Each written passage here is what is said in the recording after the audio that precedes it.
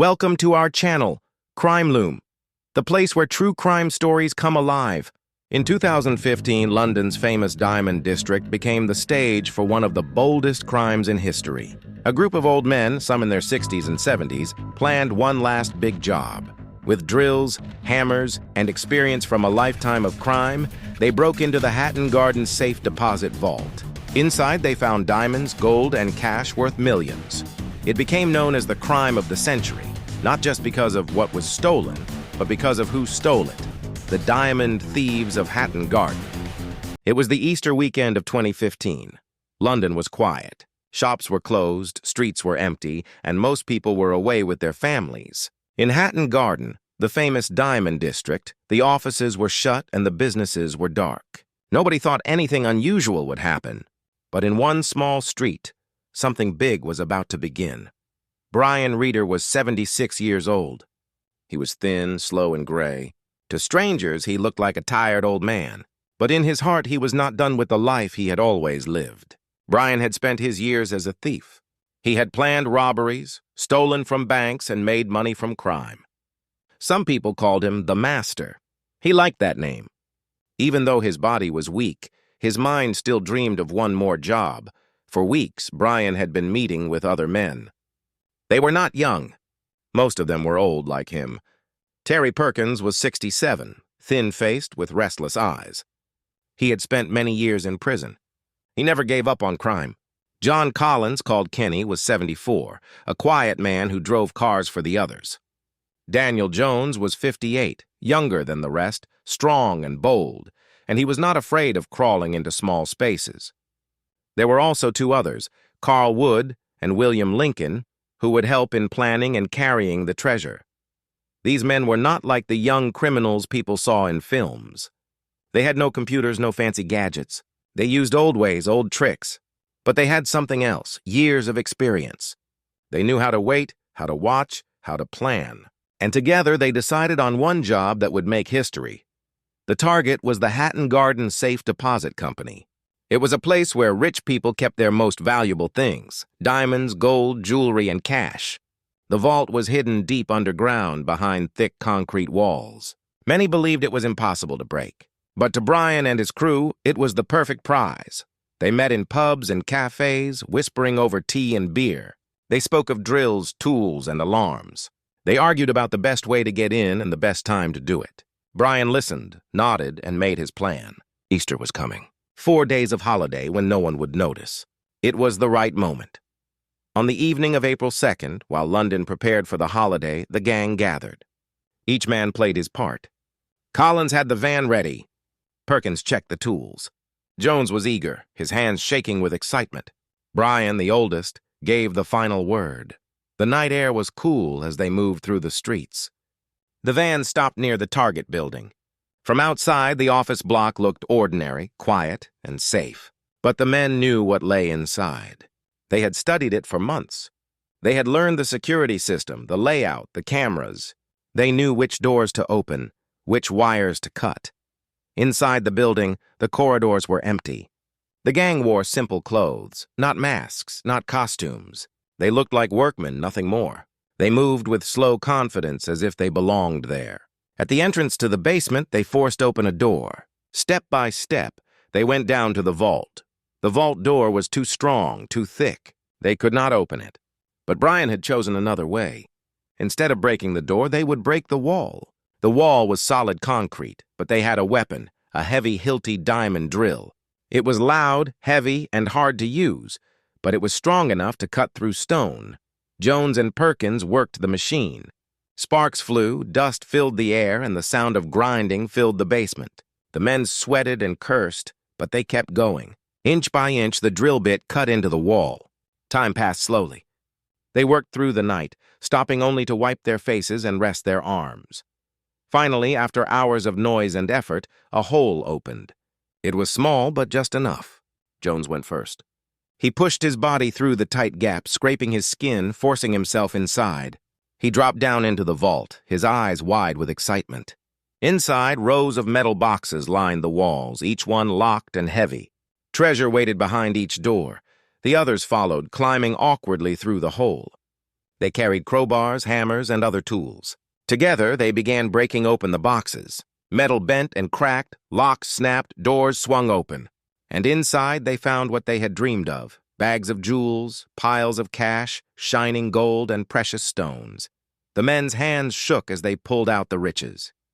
Diamonds sparkled in the dim light. Bundles of money smelled fresh and thick. They stuffed the loot into bags, working quickly but carefully. Every minute felt dangerous. Every sound made them freeze. But no one came. The alarm had not stopped them. The vault was theirs. By the time they were done, 73 boxes were empty. The men were tired, sweaty, but full of joy. They looked at the bags piled before them. Millions of pounds in treasure, more than they had ever dreamed. They carried the bags back through the hole, back to the basement, and out to the van waiting on the street. Their old bodies ached, their lungs burned from the dust, but their spirits soared. They had done it. Against all odds, against all warnings, they had broken the unbreakable. The van rolled away into the night. The streets were still quiet, the city still asleep. No one knew what had just happened. No one knew that Britain's greatest burglary had just taken place. But as the old men sat in the van, catching their breath, some of them wondered if it was too good to be true. They had won, yes. They had beaten the vault. But could they beat time, luck, and the eyes of the law? For now, they told themselves, the treasure was theirs. The old van rattled through the empty streets of London. Inside, the men sat in silence. Bags of treasure lay at their feet. Diamonds, gold, cash, and jewels worth millions. They had done the impossible. But now came the dangerous part: getting away and staying free. Brian Reeder sat in the front seat, his head leaning against the window.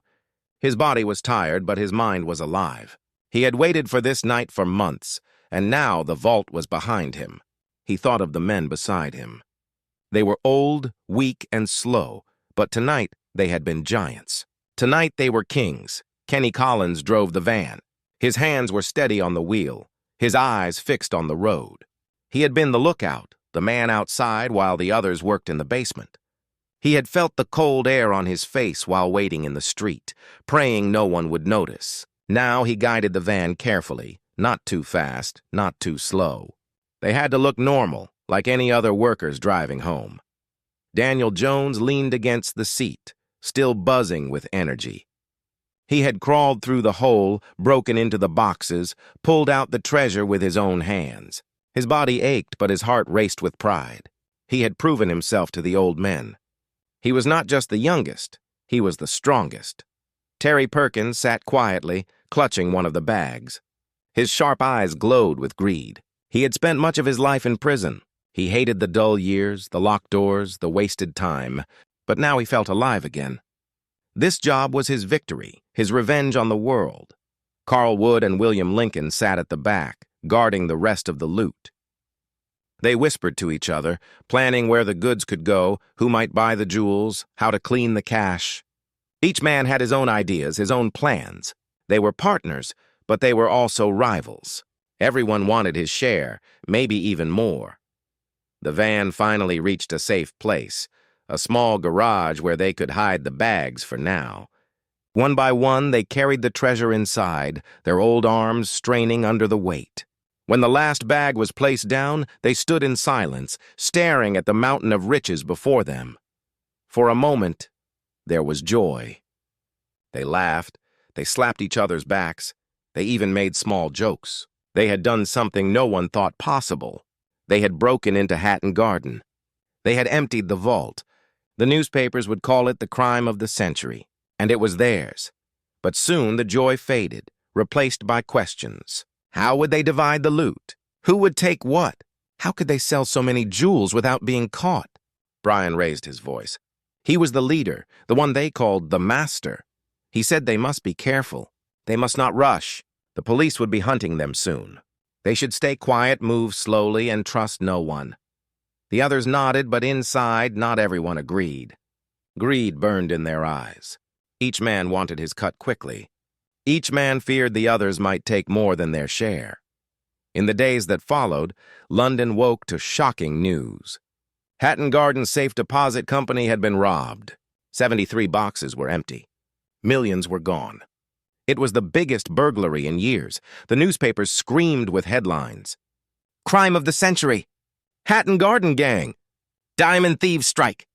Reporters crowded the street, filming the building, pointing at the hole in the wall.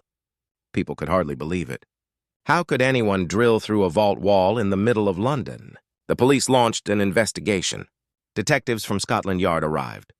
They studied the vault, the tools, the broken boxes. They shook their heads in disbelief. Whoever did this had skill, patience, and knowledge. It was no ordinary gang. What the thieves did not know was that the police already had clues. Cameras near the building had caught images of men coming and going. Vans, faces, shadows, small details that would soon become big leads. Meanwhile, the gang met again in secret. They gathered in houses and pubs, their bags of treasure hidden in quiet corners. They argued about money, about trust, about who had worked the hardest. Daniel Jones demanded more for his role. Perkins shouted that everyone would get what they deserved. Collins tried to keep the peace. Brian sat back, silent, watching the men lose control. Old age had made them bold, but it had also made them careless. They used their own phones. They drove their own cars. They left behind clues without even knowing it. The police studied phone records. They followed vans. They watched men meet in pubs. Piece by piece, the puzzle came together. It was not a gang of young high-tech thieves. It was a group of old men, old criminals, trying for one last score. Weeks passed, and the gang began to feel the heat. Perkins grew nervous. Jones became restless. Brian knew the net was closing in, but he hoped luck would protect them. After all, had they not done the impossible already? But luck does not last forever. One morning, the police moved in. Raids swept across London. Houses were stormed, doors broken, bags of loot seized. One by one, the old men were arrested. Perkins, Collins, Jones, Wood, and Lincoln were caught. Brian Reeder was taken too, though his body was weak and sick. He had dreamed of glory, but now he sat in a cell once more. News spread quickly. The great Hatton Garden Gang had been caught. People laughed at the truth. Britain's biggest burglary had been carried out by pensioners. Old men in their 60s and 70s, crawling through holes, carrying heavy bags, trying to live out one last adventure. The trial began. The court was full. Reporters filled the seats. The old men stood in the dock, heads bowed, their crimes read out loud. The judge called it an extraordinary crime. The people called it the crime of the century. The men were sentenced to long years in prison. 34 years in total, divided among them. For some, it was a death sentence, for their bodies were already failing. Terry Perkins would die behind bars. Brian Reeder would collapse in court, too weak to return to prison. But not all the treasure was found. Millions in diamonds and jewels had vanished. Some believed hidden stashes still existed, buried away, waiting to be discovered. Others said the loot had already been sold through the dark world of crime. Even now, the mystery remains. The old men paid their price, but the riches they stole are still out there, glimmering in the shadows. And so the Hatton Garden Heist lives on, not just as a crime, but as a legend. The story of the Hatton Garden Heist did not end with the arrests. In many ways, that was only the beginning. The old men had dreamed of glory, but what came instead was shame, anger, and betrayal. When the police raided their homes, they found bags of jewels, tools, and even the clothes the men had worn on the night of the crime. It was as if the thieves had forgotten how to hide their tracks. In the past, they had been careful, clever, and silent. But this time they were old, careless, and tired. Brian Reeder sat in his cell and thought of his long life. He had been called the Master. He had been respected in the criminal world. People had feared him, but now he was weak. His hands shook, his heart failed, and he could barely walk without help. He wondered if he had been foolish to lead these men into the vault. Perhaps he should have stayed at home. But the dream of one last big job had been too strong. Terry Perkins sat in his own cell, bitter and angry. He had risked everything for this crime. He had spent hours working that heavy drill, cutting through stone, sweating and choking on the dust. He had been proud when he climbed into the vault. He had felt alive for the first time in years. Now the walls of prison closed in on him once again. He thought of the jewels, the diamonds, the shining piles of gold. He thought of how close he had been to freedom and wealth. Now all of it was gone. Daniel Jones was restless. He was younger than the others, still full of energy but trapped behind bars. He remembered the rush of crawling through the hole, the thrill of opening those boxes, the feel of treasure in his hands. He hated that it had been taken from him. He told himself that he had done the hardest work. He had earned the biggest share. But instead he had nothing. The anger burned inside him. Kenny Collins, quiet and simple, felt fear more than anger.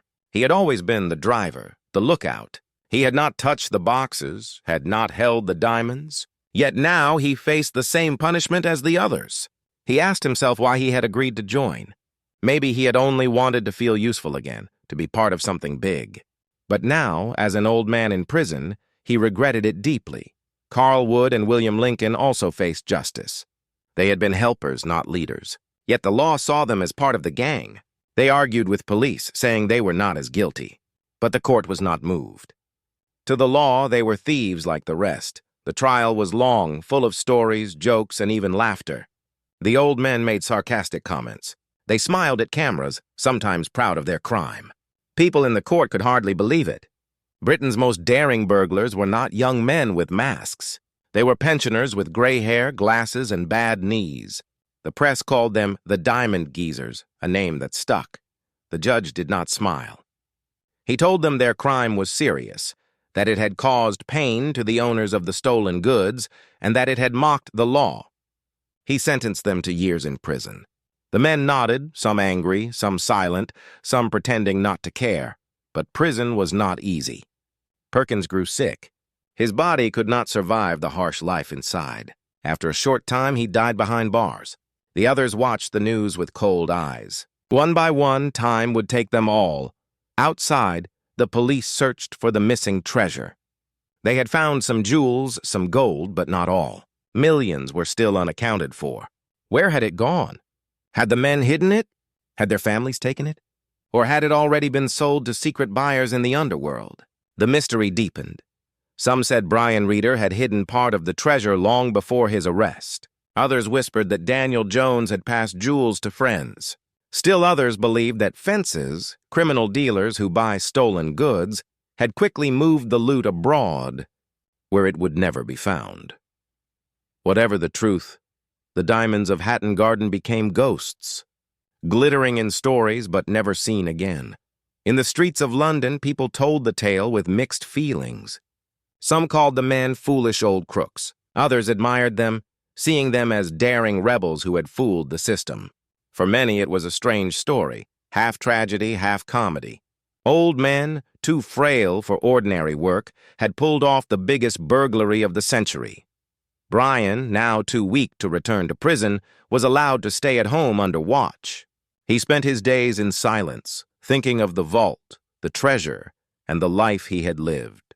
Some said he still smiled when he remembered the moment the wall broke and the boxes opened. Daniel Jones never stopped talking. Even from prison, he bragged about his role, claiming he had done most of the work. He said the others had slowed him down, that without him, the job would have failed. His words caused anger, dividing the men further. The legend of the Hatton Garden Heist grew with every retelling. Books were written. Documentaries played on television. Films showed actors crawling through the hole, carrying the loot, and facing the police. The story became bigger than the crime itself. Yet behind the legend was a truth both simple and sad. The men had chased one last dream, but their dream had cost them everything. They had risked their freedom, their families, and their lives. In the end, they gained only a brief taste of glory. Still, the question of the missing loot refused to die. Somewhere, in some secret place, jewels and diamonds worth millions were waiting. Perhaps they were buried. Perhaps they were hidden in walls. Perhaps someone outside the gang still held them, smiling in secret. The police never solved that part of the puzzle. The Hatton Garden treasure remained a mystery, a shadow hanging over the case. Years later, people still walk past Hatton Garden and look at the building where it happened. They imagine the old men, dusty and tired, drilling through the concrete, crawling into the vault, pulling out treasures by hand. They imagine the silence of the street, The weight of the bags, the thrill of escape, and they wonder if somewhere in the city the missing diamonds still sparkle in the dark. After the trial, the men became famous in a strange way. Newspapers printed their faces. Films and books told their story. People laughed at the idea of old men crawling through holes and carrying heavy bags of jewels. But for the men themselves, there was nothing funny.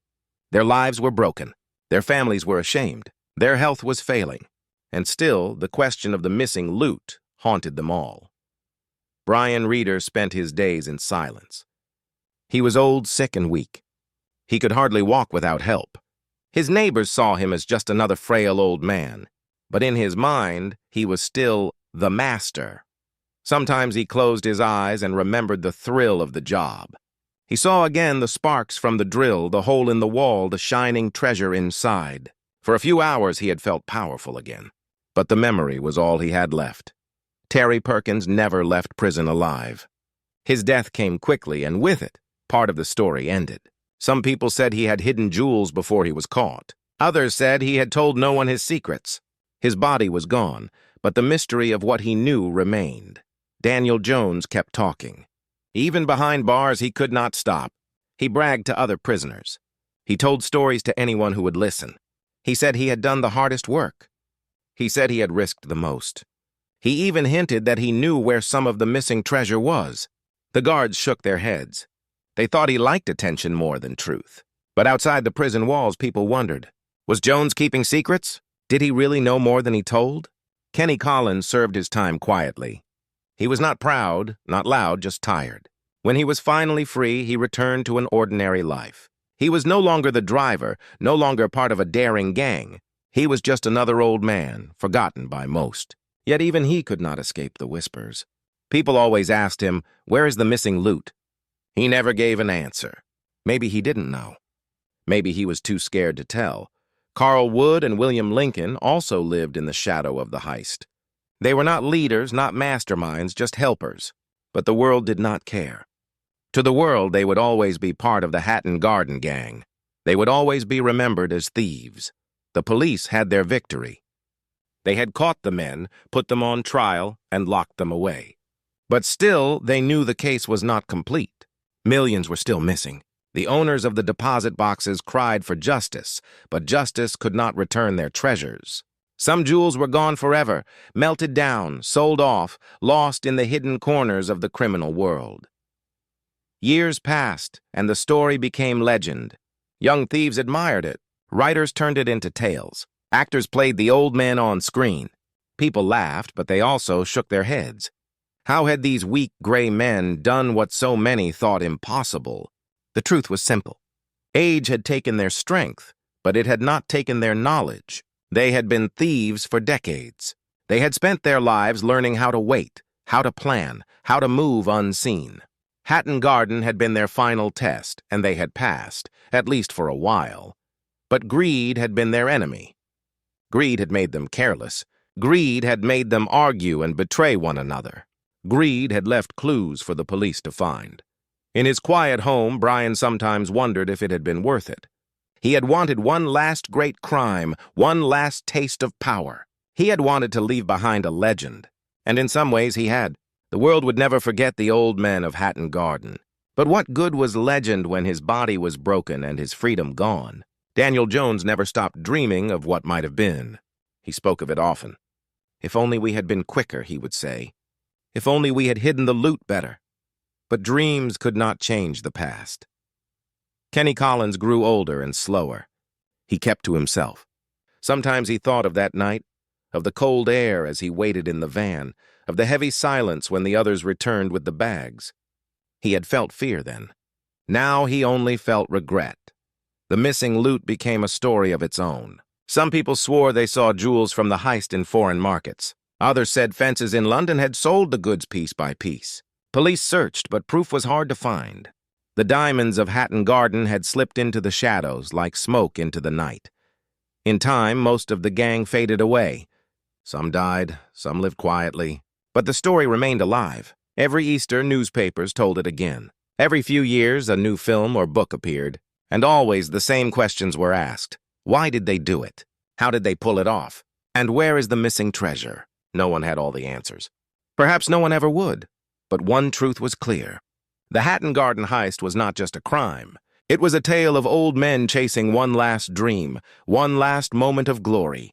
They had nothing left to lose, so they risked it all. For a few short days, they had the world at their feet. Then the world took it all away. Even now, as time moves on, people still smile when they hear the name. The Hatton Garden Heist, the crime of the century, the crime of the diamond thieves. Time moved on, but the story of the Hatton Garden Heist refused to die. It lived in newspapers, in books, in films, and in the memories of everyone who had followed it. The crime had been bold, strange, and unforgettable. Old men had drilled through stone, stolen millions, and left behind a mystery that still lingered. Brian Reeder grew older, weaker, and quieter. His body could no longer carry him far. He spent his final years in a chair, staring out the window. Sometimes he would smile, as if remembering something only he knew. Neighbors whispered that he still thought about the loot, that maybe he had hidden some away. But Brian said little. Whatever secrets he held, he carried them to his grave. Daniel Jones kept his loud voice and restless spirit. He spoke often about the crime, sometimes bragging, sometimes complaining. He told people he had done most of the work, that without him the heist would have failed. Some believed him, others laughed. Jones hinted more than once that he knew where treasure was still hidden. But if he did, he never proved it. His words only added fuel to the legend. Kenny Collins lived quietly after prison. He did not brag. He did not chase attention. He tried to fade into the background, but he could never truly escape the past. When people recognized him, they always asked the same thing. Where is the missing loot? Collins would shake his head, sometimes with a sad smile, sometimes with anger. If he knew the answer, he never shared it. The families of the men carried their own burdens. Some were ashamed. Some were angry. Others stood by their fathers or grandfathers, saying they were not monsters, only men who made foolish choices. But the shame of the heist touched them all. The victims, the people who had lost jewels and cash, never forgot either. Some treasures were recovered, but most were gone. For them there was no legend, only loss. A family heirloom, a diamond ring, a bag of gold coins, items that had been passed down through generations vanished into the dark. For them, the Hatton Garden Heist was not a funny story. It was pain. The police also remembered. They had solved the case, yes. They had arrested the gang and taken them to trial. But they had not found all the treasure. That fact haunted them. Every time the story was told again, people asked why millions were still missing. The answer never changed. They did not know. As the years passed, the story grew larger than life. It became a tale told in pubs, whispered in markets, acted out on screens. People joked about the OAP gang, about pensioners who had outsmarted alarms and guards. Some admired the bravery, others mocked the foolishness. But beneath the laughter, there was always the same question. Why? Why did a group of men, old and weak, risk everything for one last job? The answer was simple. They had lived as thieves all their lives. Crime was not just something they did, it was who they were. Even when age bent their backs and slowed their steps, their minds still dreamed of riches, of risk, of glory. Retirement was not for them. The heist was their final dance, their last chance to feel alive. And in that basement, with the drills screaming and sparks flying, they had felt alive indeed. For those hours, they were not old men. They were young again, strong again, daring again. They were thieves at the height of their power. That feeling could not be taken away. Not by police, not by prison, not by time, but the cost was heavy. They lost their freedom. Some lost their lives, others lost the respect of their families. And in the end, they lost most of the treasure too. Still, the missing loot kept the legend alive. Some said it was buried in secret gardens. Others claimed it had been sold in faraway lands. A few even believed that small pieces of it still moved quietly through London's markets, unnoticed by ordinary eyes. The truth was never found. As years passed, the Hatton Garden Heist became part of London's history, like stories of old kings, old battles, old crimes. Tourists walked the streets of Hatton Garden and asked guides about it. They looked at the quiet building and tried to imagine the night the old men broke through its walls. For some, the story was comedy, a gang of pensioners chasing one last thrill. For others, it was tragedy. Lives wasted, families hurt, victims robbed. But for all, it was unforgettable. In the end, the men were gone, but their story lived on. It lived in the laughter of those who admired their daring. It lived in the sorrow of those who lost their treasures. It lived in the mystery of the missing diamonds. And maybe that was what they wanted all along. Not just money, not just jewels, but a story that would never die. A crime that would be remembered forever. The Hatton Garden Heist was more than a burglary. It was a legend. A legend of old men, of greed, of courage, of foolishness, and of mystery. A legend that still sparkles, like diamonds hidden in the dark. The Hatton Garden Heist ended with prison cells and broken lives. The old men who dreamed of glory lost their freedom, and some never came home again. Yet their story did not fade. The mystery of the missing loot still lingers, and people still wonder where the diamonds went. Today, the Hatton Garden Heist is remembered not only as a great crime, but as a legend of old men who risked everything for one last chance at riches. Subscribe to Crime Loom, and join us as we unravel more heists, mysteries, and untold legends.